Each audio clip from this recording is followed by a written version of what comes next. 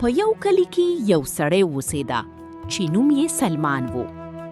هم په هغه کلی کې یو پهلوان اوسېده چې نوم یې حبیب و.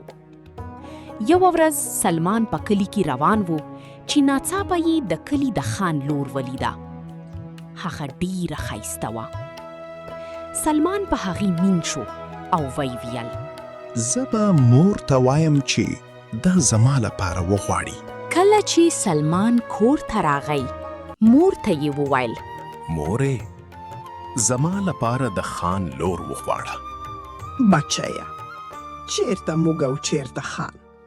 که هر څنګه حالات وي ته ورشه.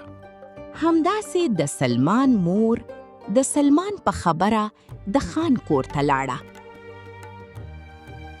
هغې خان ته وویل: السلام علیکم خان، زه ستاسو د لور د لاس غوښتلو لپاره راغلی یم. خان ورته وویل: زما یو شرط دی. د سلمان مور ورته وویل: څه شرط دی خان؟ که چیرې ستا زوی د حبیب پهلوان نه د منډې مقابله وګټله، زه به ورته خپله لور ورکړم. د سلمان مور ورته وویل: ښه ده خان. کله چې د سلمان مور کور ته راغله، سلمان ته یې ټوله کیسه وکړه. سلمان خپلې مور ته وویل: دا خو به ډیره ګرانه شي. بچیا، همت مباله، ته زما نر زوی یې. ویل کېدل چې حبیب ډیر غټ پهلوان و. هغه هیڅ کله په کلی کې د منډې مقابله نه و بایللې. همداسې سلمان ډیر کوشش وکړو او ځان یې د منډې لپاره تیار کړو.